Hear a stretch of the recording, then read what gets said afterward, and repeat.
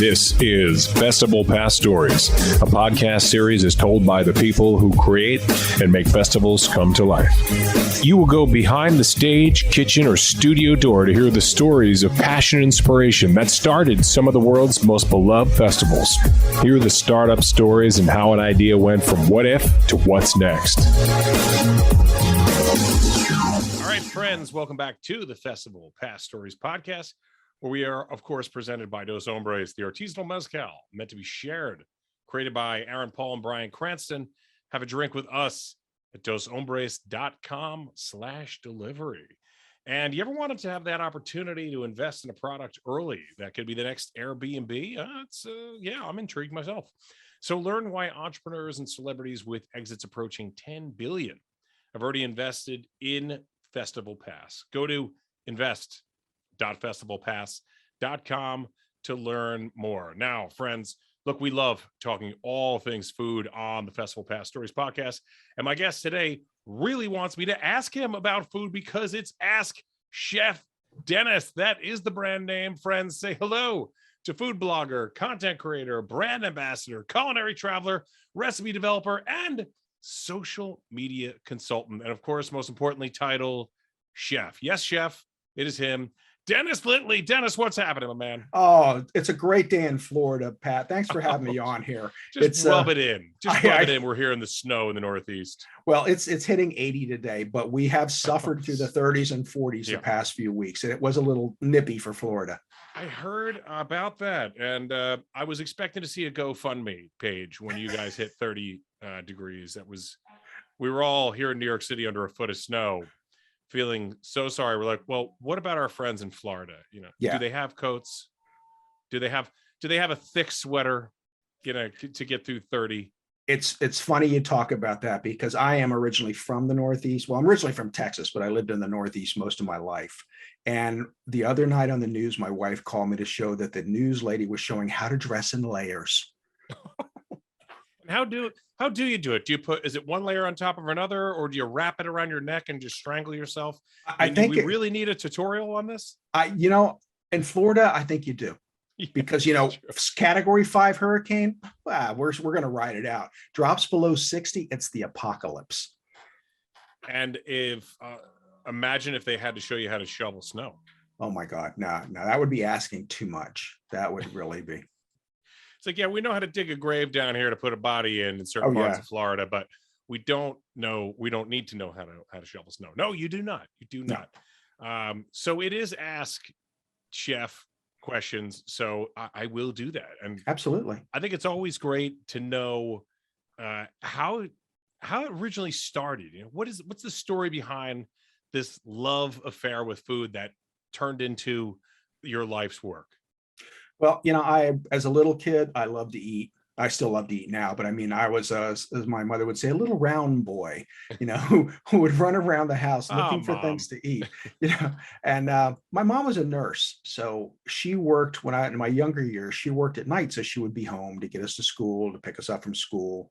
And during the summer or holidays, that meant she was sleeping for lunch, and I was on my own. Well, I would start cooking, I would start experimenting, I would make things. And, that was the way I got started eating. And then one of my first inspirations, I think I was 13 or 14, or I just started high school. The Galloping Gourmet came on TV, Graham Kerr. Yeah. And he was just, I just watched him in awe, and watched when people would taste their food, they would just moan, and it was just amazing. And I'm going, oh my God. So, life took me in a bunch of different directions. I would say I was a jack of all trades, master of none, until it came to finding cooking and settling down. And it was a long, arduous trip, and not always a pleasant one. But I found my niche. I settled in a restaurant and was trained, took on as an apprentice, and was trained by a couple chefs, and learned my craft pretty well. And from there, it was just love at first bite on everything. I started reading and creating and building new recipes and going to different restaurants, and just had a great time. It's interesting. Did you have any training, like from any culinary schools, or was it's just something that you were like, I this is something I know that I can do for a living, and I'm just going to go for it. Well, I went back to school. I had started at one point, I was going to be an accountant, and that just wasn't. Oh, yeah. I wasn't. I think I may have gone down that route for a minute. What a mistake. I wasn't cut out for that. It just wasn't me. So I dropped out of school, and I decided to go back, and I took a lot of culinary courses, and I got my associates, and then it was called food science. They had just started a culinary school where I was going. So I got to see a little bit of it, but I didn't go to the school to learn the craft. It was all after I got done with that. A friend of mine, I was in a nursing home. I was the food service director of a nursing home.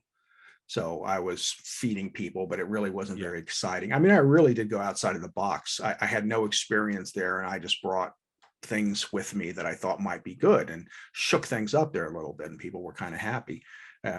But not just the old fruit cup salad and prunes. You're shaking up the institutional food a little bit. But I was lucky. I had a mentor there who had been the food service director at the University of Pennsylvania Hospital, and she had been the head of the dietitians there. She had studied at the Mayo Clinic. She was just freaking brilliant. She was retired, and she really helped me a lot in the early days. But one of my salesmen said, "Hey, this restaurant's looking for somebody to start to train as a line cook. Are you interested?" And I was just so tired of being there. I just jumped on it and said, "Yeah, let me." It was a mile from my house, easy to get to. I said, "Let me go do it." And that was the beginning of really changing my career path, and what motivated me to really get better at what I did and really enjoy what I did.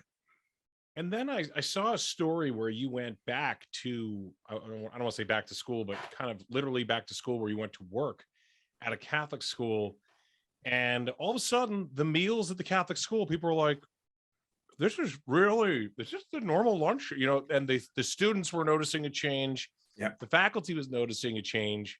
Oh, yeah. And this became, I mean, I guess maybe not then you wouldn't say you were trending, but you started something there, and you really had them noticing. Like, what was it? What did you start to do?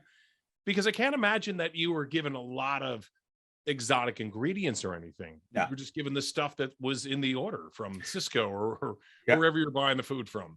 I reinvented myself at that school. I had gone there to retire because I was beat up and broken and just uninspired. I was done. My wife was a teacher. I wasn't going to take the job. I went to the school, and it was not a pretty sight. I mean, it was old, and the kitchen was like an afterthought. It wasn't like, it was a prime importance at that time. And I was going to say, no, I'm not interested. And the principal said, well, you work 165 days a year. And I went, when would you like me to start? And you did the quick math, and you're 360 to carry. I like this. And summer's off. I was always strong at math, and as soon as she said 165, I knew the difference, right away. Not And my strong suit, but when I hear 200 days a year off, my ears perk up. Yeah. So that started it, and I went there. But I had absolutely no experience feeding kids, none whatsoever, except feeding my own when they were little. But that doesn't count. I got there, the cook that they had, I would sit in the office, twiddle my thumbs, play solitaire on the computer. I had nothing to do. What I had to do took minutes. Cook was just really nice lady, but not very good at what she did. So not in that aspect. She had other strong talents in food, but it just wasn't the main plate. And I told her, says, "Oh, we have to move you out because those bastards are hitting me with budget constraints and I can't afford it. They're making me go back in the kitchen." I'd had 2 carpal tunnel surgeries on one hand, one on the other. I wasn't supposed to do this anymore. I was supposed to be in the office. You're breaking the rules because it's just your heart's calling you back. Oh, yeah. I couldn't take it. Well, that's when it started. Okay. Because I didn't know what to make. So I started making the things. I had fed executives. I worked for corporate dining. I worked in white tablecloth restaurants. I'm making chicken marsala. We're having sushi. We're having stir fries. We're having all different kinds of pastas and sauces. And I'm up changing the sandwiches. All right, you're going to have like 7 different sandwiches a day. Yeah, we're going to do this. We're going to do this. We got grains on the salad board. We have roasted vegetables. And the kids were like, "Oh my God." Yeah. So lunch went from their favorite subject to absolutely number one over recess, over after school. Yeah. They just wanted to have lunch. Well, that's what it was. And, or come down for a cookie. It was like they just fresh loved baked cookie, I meant. Fresh baked, absolutely, all day long, because they would eat them constantly. And some of the desserts I would make too, they would like come in and go. They were just blown away by the variety of desserts and everything. And lunch was like a magical time for them. And I would get calls from parents. I remember getting a call from a parent said, well, my daughter came home today. And I said, we're having chicken marsala for dinner. And she just goes, we had it for lunch. And she goes, and the worst part was yours was better. You're like, well, I guess I'm doing too good of a job now. Yeah. So it was good. The first 4 years were magical. And I always say after that, it was like, doesn't everybody eat like this? But the girls that remembered what they were first served when they came there, and the kind of food they had knew. And the other ones didn't know. They would go to college and they'd come back and go, oh my God, I'm so sorry. I didn't tell you before how much I appreciated you. Yeah. You get some of those college kitchens and there might be a lot of variety, but the flavor, it's just like they're making, you go from making food for, 100 people a class or whatever to making for thousands or thousands, depending on the size of the school. Yeah. It changes things. Yeah, it's not hot ham and cheese for lunch today at school. It's a cordon bleu, but it's more of a Cornish hen here today. Yeah. So, well, no, we didn't have the Cornish hens, but we did have the cordon bleus. We had a flounder. We had fried shrimp. We had during Lent they would come out there and they wouldn't know. We would have priests visiting from other schools and they're going, "You're having shrimp today?" It's like they were crazed. They would want to come for lunch all the time then. And about at the 4-year mark or 3-year mark, I decided that I needed help when I did events. And I'm thinking, why don't I start training my own staff and get these girls? And I have built-in help. I'm doing something good for them, then they can turn around and do something to help me. So it was a win-win. So I started a culinary program, and that was in the high school. In the high school, on my own time. With the company's after school culinary program. Now you're working 166 days a year. Yeah. Be careful. No, there were just a few longer days, but it was an investment. Like I said, when I said I reinvented myself, part of the thing was when I started that class, first of all, I was happy because there's nothing better than people really enjoying what you cook or what you're feeding them. That's a lot of affirmation. That's pats on the back. That's, when I was feeling down about myself, I would go out in the hallways and hand out cookies and they would be, "I love you, Dennis. I love you too, honey. Thank you." It was just like constant. You could change someone's day with a cookie. And it was like family and food, everything. So many things about family revolve around food. Yeah, absolutely. So it was similar. Yeah. So that was one of the reasons I started the class. I mean, I wasn't looking to create chefs. I wanted to have help that would help me when I needed it, but I wanted them to see that it wasn't difficult to make good, like restaurant quality food in your home. There's no big secret to it. It's about getting the right ingredients and knowing a few simple techniques.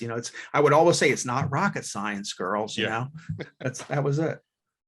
And you're teaching them a skill. And I love that because one of the things that I saw that you, I don't know if this is exactly your slogan, but I saw that you said that my goal is to help you understand that cooking delicious restaurant style meals in your own home is not as difficult as you think. Absolutely. So what was, and where does that, it's just it just sounds so daunting though to people, right? So yeah, how would you, if you were sitting with a novice cook like myself, and I do cook, I love cooking, and I love what you said, the satisfaction, when someone likes what you made, and then maybe they even next time you make something they say, "Hey, can these other 2 people come over as well?" And you're like, okay, they're talking about my food. Wow. But what would you say to somebody? They've got to do a dinner party for 4. They can't get out of it. Maybe it's the boss, or they said something stupid at a cocktail party, like, "I love to cook." And the boss is like, well, why don't I come over next Friday with my wife and the wives can meet, or the husbands or whatever, what would you say? How would you guide them through that? Don't be afraid, first of all, but I would pick something that you like to eat to make. Okay, it's a great piece of advice. Because a lot of the problem with feeling intimidated in the kitchen or thinking they can't do this is they'll pick a recipe that has something that they've never made before, they've never eaten before, they really don't like. And let me tell you, if you don't like something, you're not going to put your heart into cooking it. First of all, you're not really going to know what it's supposed to taste like if you don't like it, because you may have never had a good version of it, and that's why you don't like it. Or, it's just, there's an ingredient in it that turns you off. Like I tell people all the time, says you got to learn to find joy in the kitchen.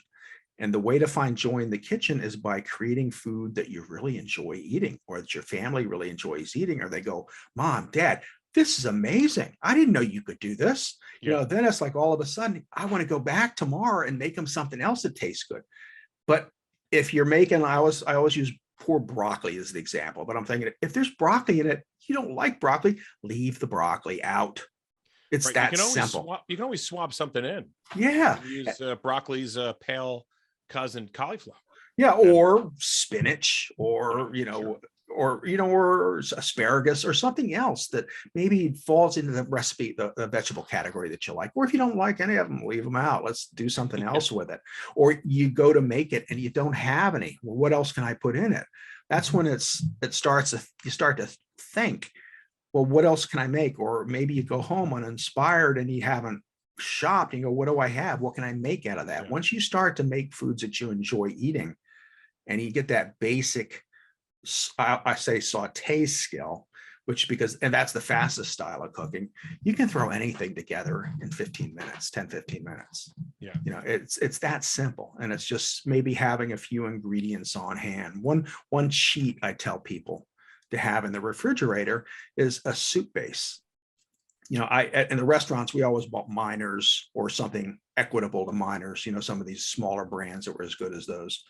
In the grocery store, and I get nothing from this company. I used them. I did work for them once and enjoyed their product, so I always tell people about it. It's called Better Than Bouillon, and it's a soup base. You can get an 8-ounce jar in the grocery store in all different kind of flavors. Well, if I'm making a chicken broth dish, and rather than buy some of those canned and boxed broths are horrible. The box broths are the worst. Oh, they smell bad. The color's bad. They don't taste good. I have ruined dishes using those. So you have this paste. It's like a yellowish paste for chicken, and you just put a little bit of that in with the water. Or if you're making something, it's a substitute for salt. Okay. Because it's adding flavor and some salt to it. We always call North Swiss yellow salt because that's basically what it was. It wasn't a good product. Sorry, Nor. But this is you're not endorsed by them either. No, so we don't. And I will probably never be. I have been asked to write for products that I would not use, like those companies that make the wines you buy in the grocery store for cooking. Oh, Chateau Diana. Oh, horrible. Oh my God. Yeah. So no, that's not it. But having something like that will perk up a dish. Like if you're making something, even like clams, like if there's not enough bite to it, you put just a little pinch of chicken base in it. You're never going to taste chicken, but it's going to pop that dish up. Like I made clams and linguine last night, and it was a little flat. The clams just weren't that flavorful. I should have dropped a little piece of chicken base in there, since I didn't have clam base, and that would have elevated the flavor profile. Yeah. And I like that you say as well, that when you do cook at home, of course, you can control your own ingredients. And, during the beginning of the pandemic, my wife and I, we cooked every meal, breakfast, lunch, dinner at home for 2 months. I mean, I remember going to the grocery store like it was the last days on earth. And we were like, you're fighting people for that last box of pasta or whatever, but we felt healthier. Yep. We lost weight, and on top of that, it just everything. We really kind of did this thing together. We're like, we have all this time together at home. You do the prep and I'll do the cooking. Yeah. And she's so much more organized than I am. So for her to, she sees 12 ingredients of something. I'm like, I do it as we go. I'm like, what do I need next? Getting it out of the cabinet. I need this. And now I need that. And what else? And she's like, got it all in little bowls. Yep. Like we're about to film some sort of Food Network special. And she's ready. And then I put everything in. I'm like, oh, it's so much easier when you're organized. She's like, yeah, kind of life is. Yeah. And, that's another pro tip. Get everything ready before you start, because it not only does it make the cooking process faster, but you have everything. Because I've gone to get something and I didn't do that, and I'm like, I don't have it, so now I got to turn everything off, jump in the car, drive to the grocery store, and go back and get it. So doing that really does help, and it's a good habit to get into, that and cleaning as you go. I always tell people. Yeah, that's a good one. Yeah, cleaning as you go, because then it makes it all easier later on.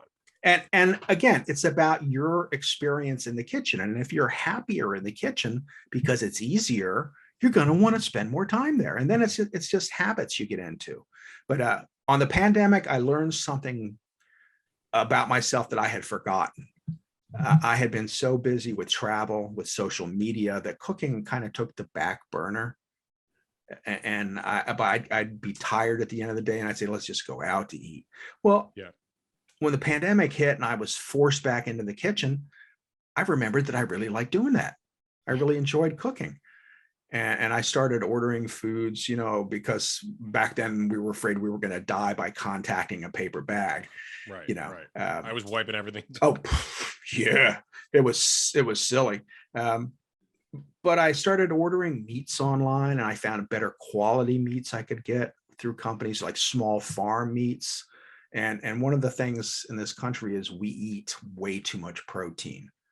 So, you're going to say, well, it's a lot more expensive to order than I'm, because yeah, it is, but you shouldn't be eating those 12, 16 ounce portions. You should be eating like 4 to 6 ounce portions. Okay. Yeah. And that makes it less expensive in the long run. Plus you're getting an animal that was allowed to be an animal and not just kept in a cage until they slaughtered it. So happier food, Yeah. Happier food, better tasting food, leaner food. And can you take those practices and, I know you do a lot of consulting, but do any of the schools now ask you to do any consulting to provide those healthier meals for the students? No, because most of the schools have management companies, and most of the management companies have strict guidelines. I was very fortunate to be, when I was at the school, it was part of a Compass group, and it was a very small division of it called Flick Independent Dining. And they had actually been, Flick and Wood had been friends in the beginning when I had started with Wood Dining, and they had run the same kind of operations, really, really good quality food. They preferred to hire chefs than managers, because you can teach a chef to be a manager, but you can't teach a manager to be a chef. Yeah. Right. So good quality, good philosophies, but then, as all things happen, the bigger parent corporation starts to swallow it, and more things get handed down. And that one phrase that you dread hearing every other day is, but it's just one more thing. Yeah. We're going to add that, but it's just one more thing. Well, you've been adding one more thing since the beginning of the school year. And now you don't have 3 ingredients that you need to make 3 really great, delicious, creative dishes just because of a budget cut. But yeah, and it wasn't even the budget cuts. It was crazy stuff. It was like when I left one company, they had just sent in people from France came over, and we were to take pictures of our beverage cat coolers, and they would tell us where to place the bottles and what positions. Oh, got it. Yeah, right. To move the Coke up here and the Sprite down here. Or,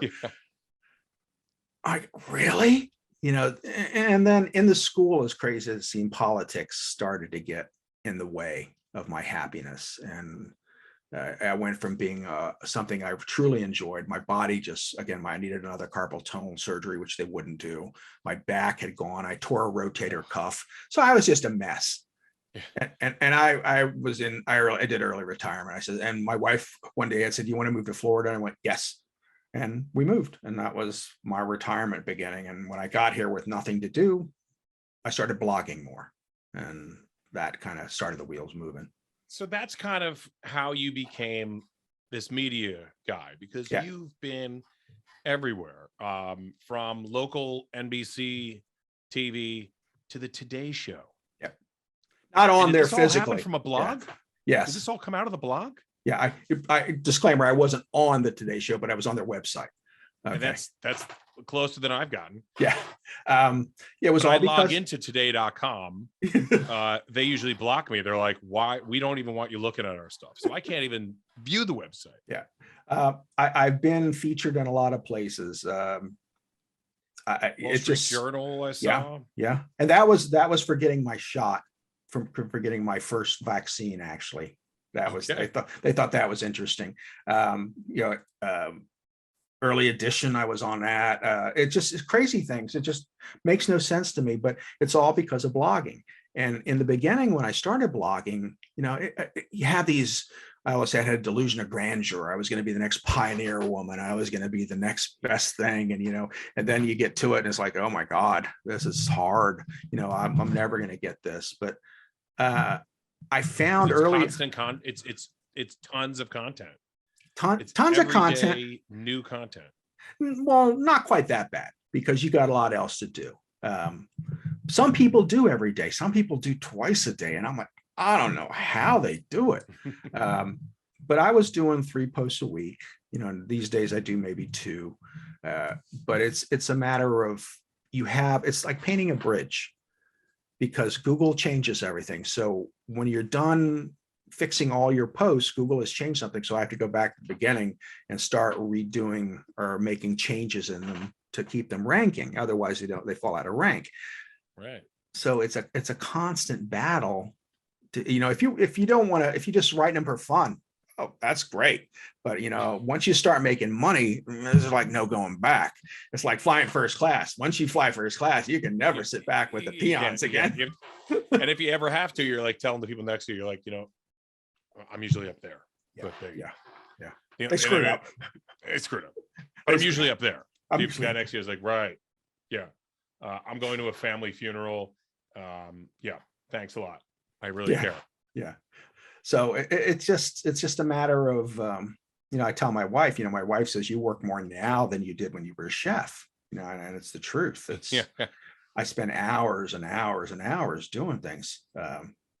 That's obvious, because the website askchefdennis.com gets 9 million plus viewers a year. Your Twitter's got 75,000 followers. Yeah. Instagram 53,000 followers. Those people will leave you if you do not post. They're like, goodbye, Chef Dennis. So obviously you're doing that. Let's say 53,001, because I'm following you now. But thank you. I noticed you're not on TikTok, and I have a suggestion for you, that you could abbreviate your last name. And if you go on TikTok, you could be Chef Lit. Chef Lit. Oh, I Chef like that. Lit. It's I like lit. that. The kids like love it. It's lit. I said that recently, and some kids I said, do we still say that? They're like, oh, it's always lit. Oh, it's always I was like, oh, then we still say it. I like that. Chef Lit. And I'm going to give that one to you as a courtesy for coming on the program today. Thank you. You can have that. And when I see you start doing your Chef Lit dances, I'll say, I was the inspiration for that. Yeah, I just had a knee replaced and they gave me a walker. So I may do those dances with the walker. Maybe that'll be a good way to do chef.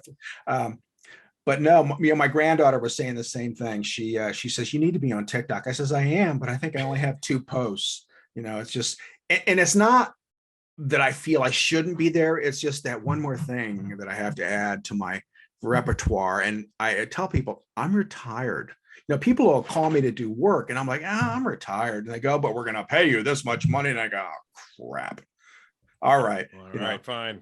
Just once.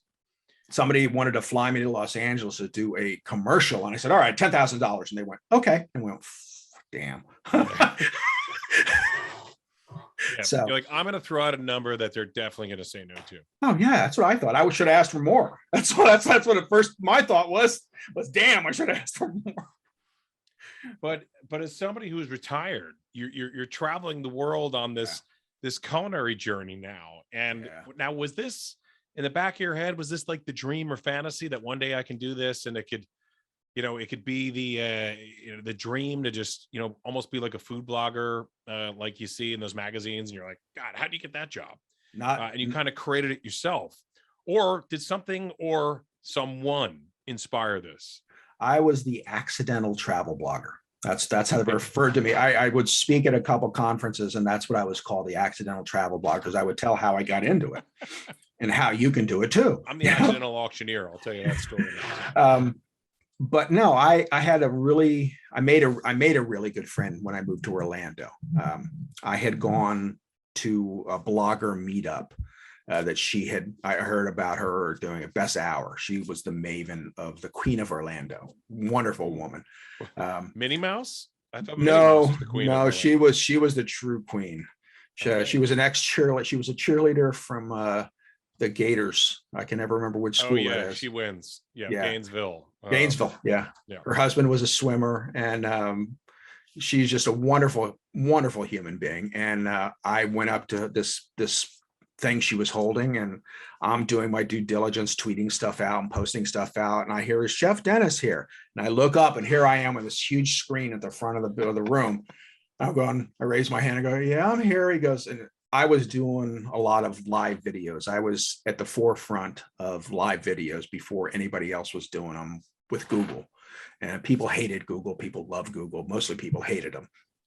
But I was one of the people that loved them. And I was doing the Hangouts, and I had live shows on. I had a variety show on where I had musical acts sometimes.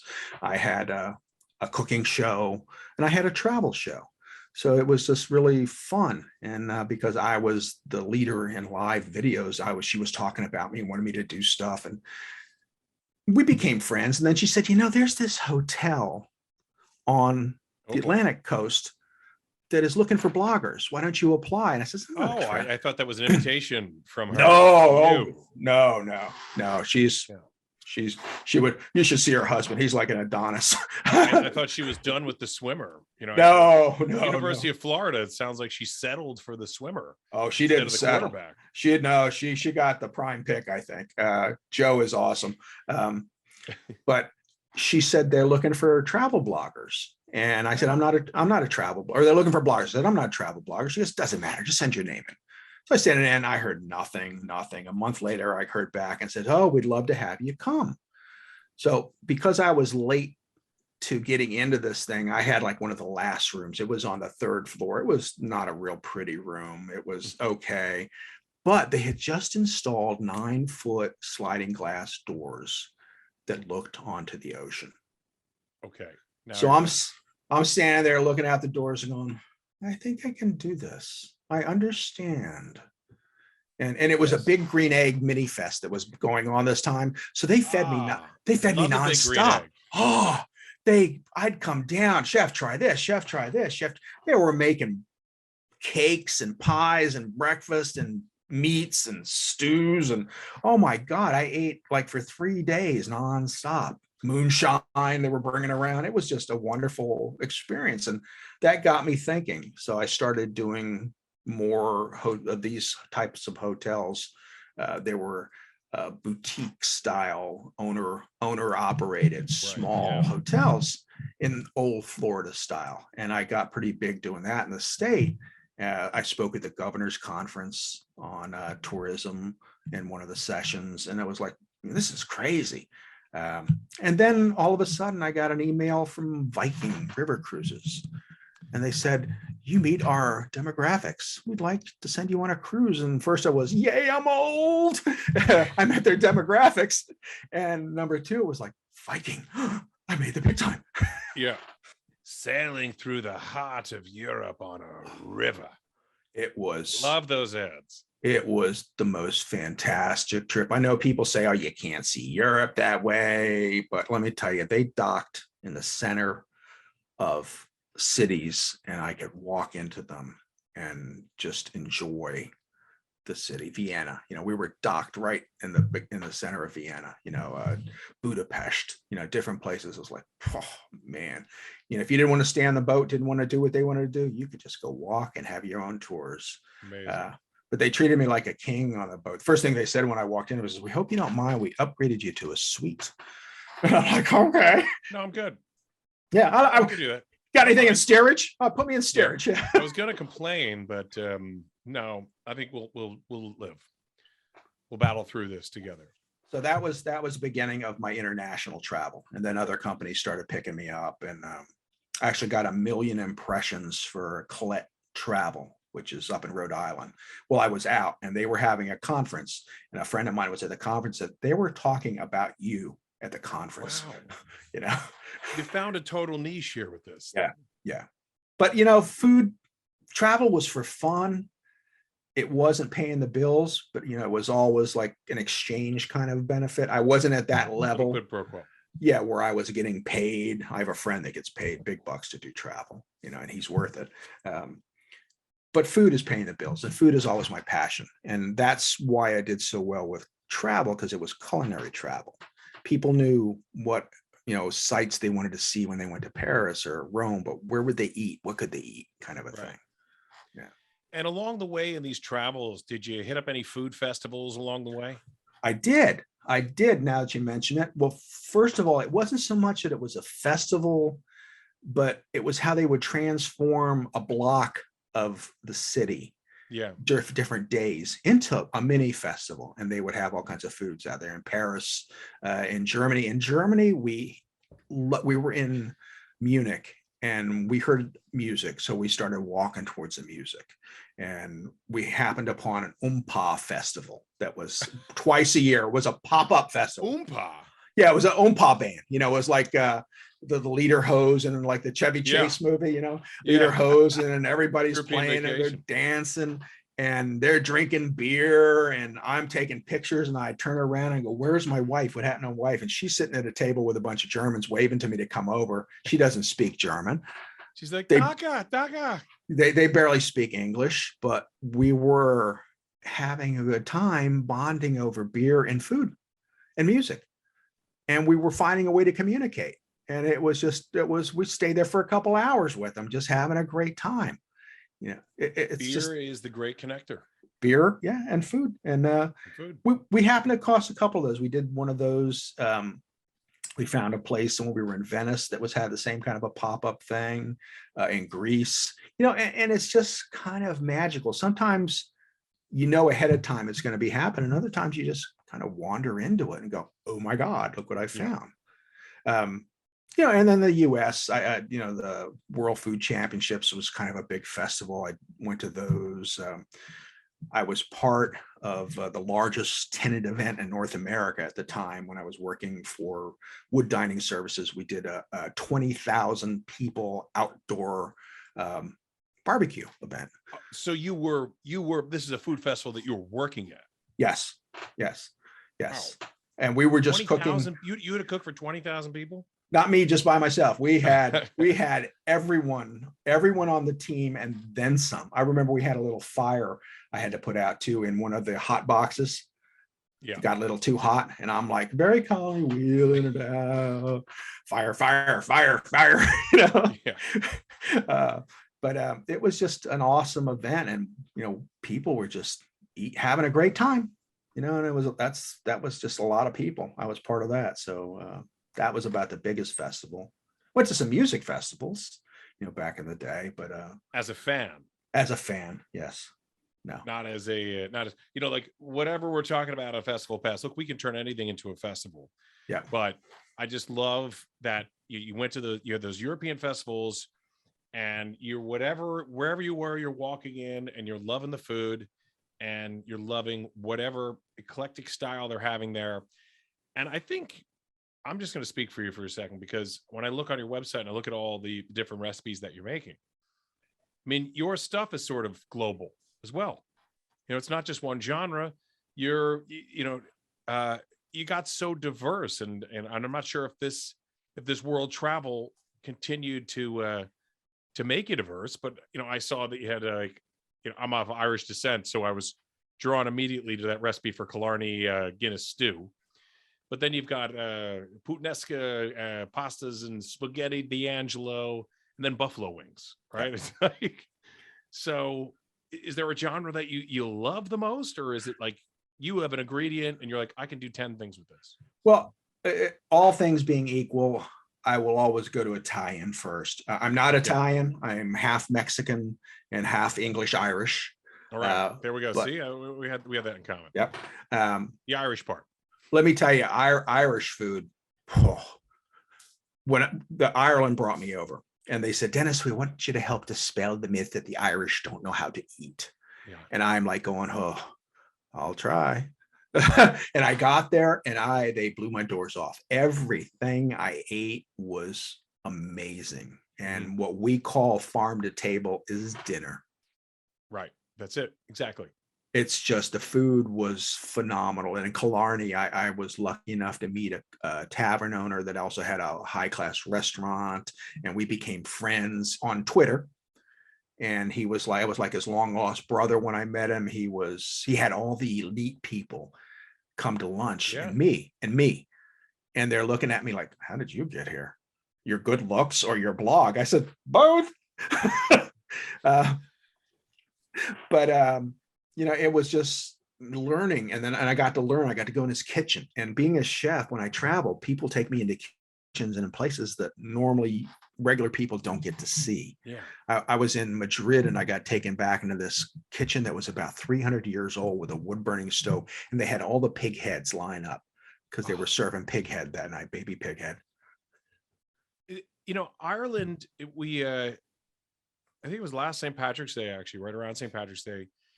We interviewed our friends, Maura O'Connell Foley, and she has a book called My Wild Atlantic Kitchen from Kenmare. Yeah. And, yeah.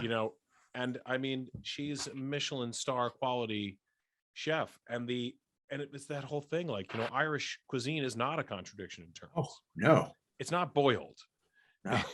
You can boil something, sure.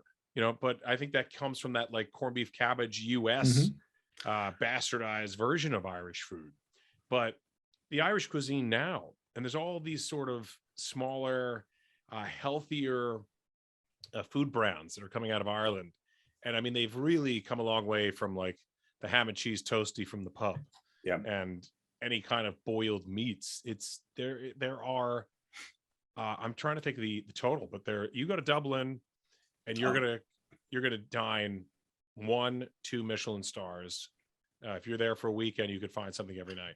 Dublin was an amazing experience. When we first got to Dublin after being out in the country, in Killarney and some of the smaller cities, we got there and go, oh, I don't like this. This is too busy.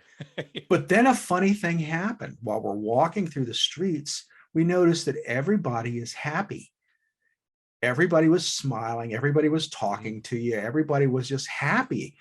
And it changed the whole way I felt about the city. Yeah. It was just such a good place to be. And then I just fell in love with it. It was wonderful. But the food, I'm telling you, I don't think I have had better food across the board than in Ireland. It was just wonderful.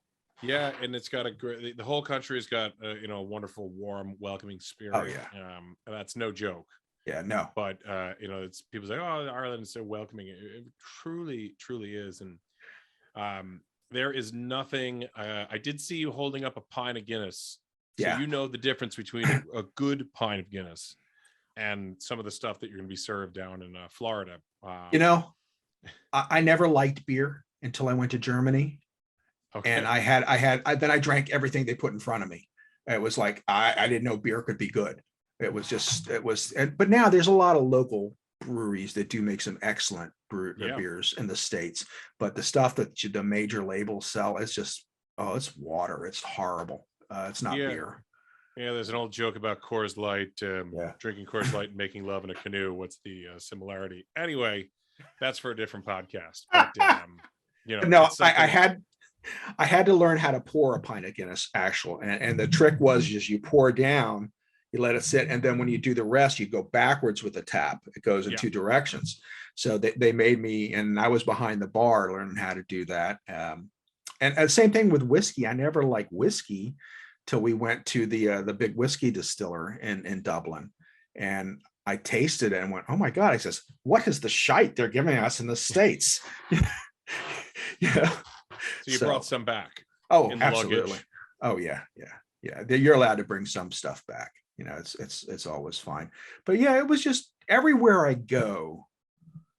If you let yourself be open to it, you can find amazing, wonderful things that you'll carry with you for the rest of your life, that you'll enjoy for the rest of your life.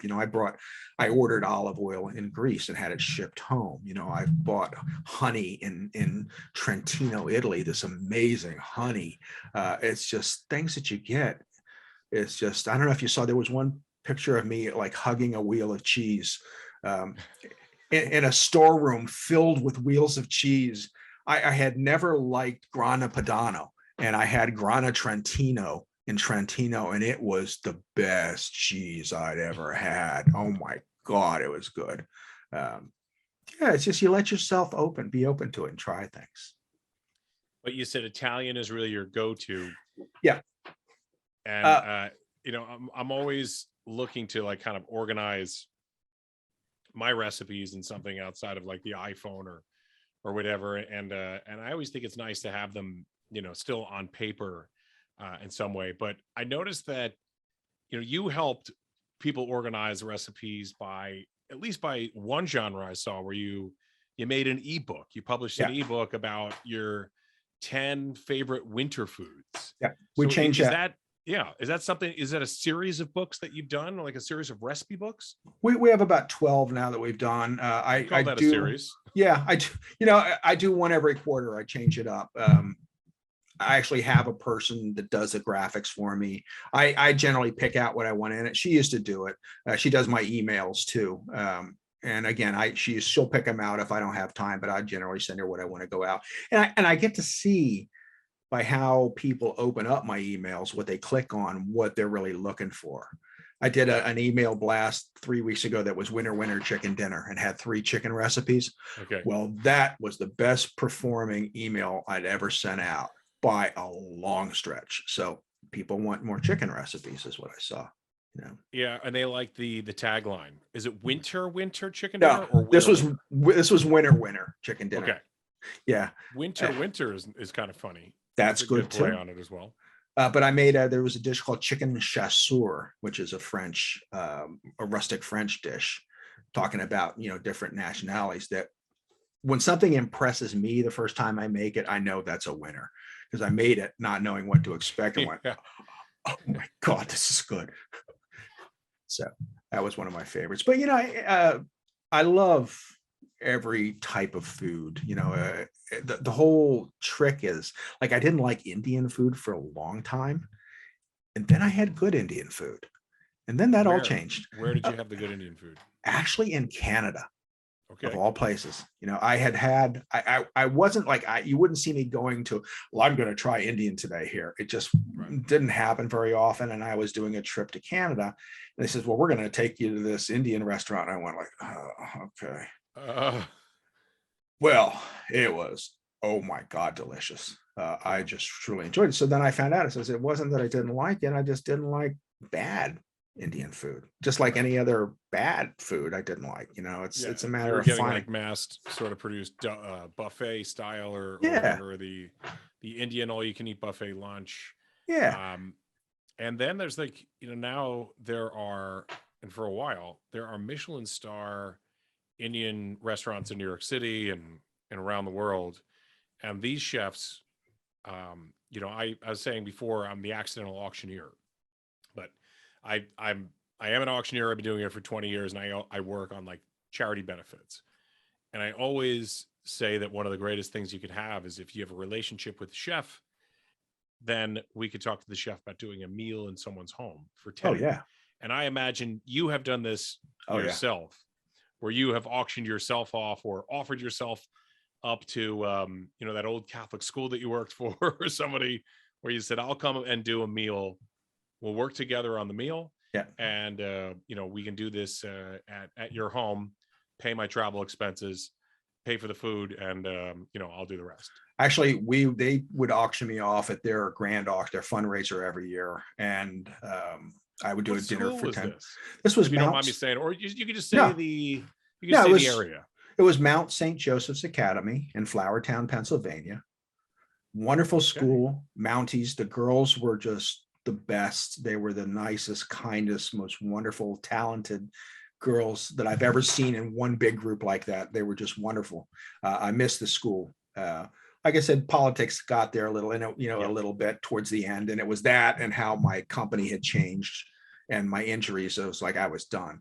But I do miss the school. I made a lot of good friends there. I still in contact with some of the girls that were in my class, and just ones that knew me, occasionally will say hi to me on Instagram or send me a little note on some other special social media. It was a great place to be. And it was just good for my soul and something that I needed at the time. Like I said, it revitalized my career. Becoming a food blogger back then, even though I wasn't a very good food blogger, got me looking like I joined a company called Food Buzz as a blogger, and there were bloggers all over the world. And that's kind of how I became Ask Chef Dennis, because in the beginning, the better bloggers would never share anything. They would not tell you how they did anything because they were afraid you were going to steal their thunder. So I'd find out a tidbit about something, or I'd know how to do something, so I would share it with the whole community. And that was where, I always thought, raising us all up, sharing something, helping someone is going to raise us all up. It's not, you shouldn't be afraid to help your competitor or to help someone. It's good for you in the long run too. Yeah. And to help out those great organizations like the school outside of Philadelphia and Flowertown, and, this, an Indian organization that I work for, that they brought in a chef, and they're like, well, what do you think we can get for this? I'm like, I think we should get 10,000. And we did. And they were amazed. I'm like, this is the power of food. This is the power of having this experience. And it is truly the experience that a great chef provides, will change your mind about your dining experience. Oh yeah. I did a thing for Florida Hospital when I first moved here too. They auctioned me off as part of a thing, and I did a dinner. That was fun. I had a good time. Yeah. And I always encourage I'm like, you know what? You want to even make it more personal? Have the committee or the auction committee curate a case of wine. Yeah. Everybody takes 2 bottles of wine from their house, from their own collections. If they don't have a collection, go buy a couple bottles and say that they were from your collection. It's all personalized. Yeah. It all adds to the auction lot. Absolutely. And those kids in Flowertown, they're going to love you, Chef Lit, on TikTok when you're doing, I don't know what the dances are, but when you're doing them. I don't know if it's still there, but they actually painted a mural of me on the cafeteria walls. That's great. The art department, they dedicated it to me. So I'm hoping it's still there. It was kind of cool. That's amazing. That would be a fun blog to go back there. I would call first to see if it's still absolutely there. Yeah, absolutely. Well, they remodeled. Yeah. They remodeled the kitchen or the cafeteria the year after I left, and I was like, I'd been trying to get them to do it for years and years, and I just wouldn't do it. But your lobbying effort made it happen, though. Yeah. So speaking of TikTok, we are running out of time. I know you've got a lot happening here. You got a blog, you got posts. I got work to do. Yeah. But so how can we find you on all of these social media tags that we've been teasing here? Well, I am Ask Chef Dennis on virtually everything. You can find me on Facebook, on Instagram, on Twitter, on LinkedIn, on Pinterest, on TikTok, but you won't find much. But I'm there. I think I'm actually on Snapchat too, but I don't think I ever posted on that. But I signed up for everything as soon as it comes out. I tell people you have to get your name first of all. You can't let somebody else grab your name, so that's important. But I'm Ask Chef Dennis. You Google Chef Dennis, I will probably fill most of the first 2 pages. My blog is askchefdennis.com. It's real easy to remember. And I do answer your questions when you ask something about a recipe. I try to be as helpful as I can. I will answer it as timely as I can. It's just, I have fun doing it. And I enjoy helping people see that they can cook something good for themselves and their families, and not have to go out all the time. And not be intimidated. It's not that daunting. You can do it. And most of the things I cook take about a half an hour, because I don't have time at the end of the day. I don't expect anyone else to. Well, that's it. So it's at Ask Chef Dennis, and the blog is askchefdennis.com. That's it. We don't need to throw that triple W in front of it. Yeah, not anymore. Not This anymore. is not America Online, folks. You know how to do this. Well, look, friends, we are out of time because I am now starving and I need lunch, and I'm not too intimidated to try and make it myself in my kitchen because Chef Dennis has given me that confidence that I need to do so. So, folks, thanks so much, Chef Dennis. Thank you. And we'll see you next time on Festival Pass Stories. Thanks a lot, Chef. Thank you for having me.